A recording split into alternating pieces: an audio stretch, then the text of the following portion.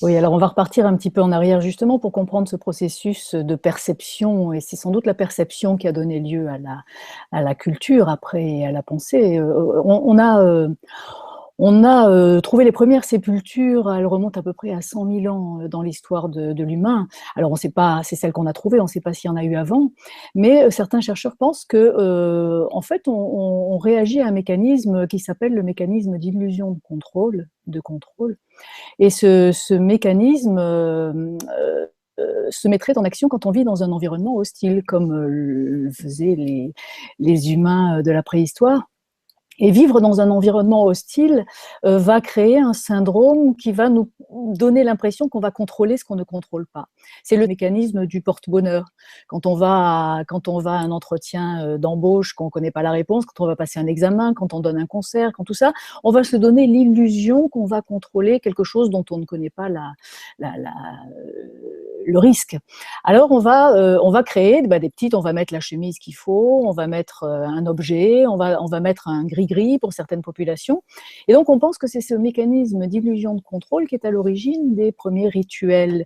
Et donc des premiers rituels autour de la mort, bien sûr, parce que la mort c'était quand même une question fondamentale. Et donc où est-ce qu'est passé l'autre, où est-ce qu'est passé ce qui fait qu'il est lui? Donc on pense que tout ça est arrivé, et donc les premiers rituels, les premières structures de rituels seraient arrivées grâce à ce mécanisme d'illusion de contrôle. Et en ce qui concerne le chamanisme, il s'est vraiment positionné tel qu'on l'entend aujourd'hui, c'est-à-dire avec la fonction du chaman dans la communauté, au néolithique, à partir du moment où la sédentarisation s'est mise en place dans le monde. Donc ça remonte à 7, 8 000 ans, 6 000 ans, suivant les parties du monde. Et là, la fonction du chaman est apparue comme la fonction de chacun dans le village.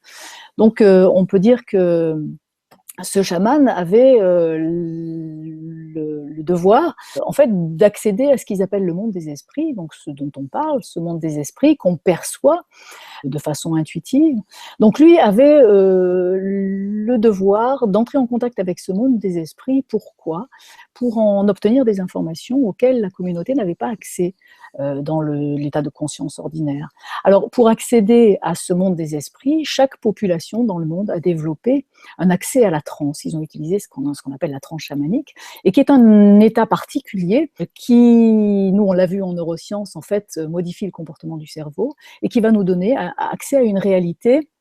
Certains disent augmentée, certains disent différente, mais ce serait la même réalité vue d'un autre étage de la Tour Eiffel, par exemple. Voilà, pour donner un exemple. Donc la transe serait, pour simplifier, l'ascenseur qui permettrait d'accéder aux différents étages et de voir la réalité sous un angle différent.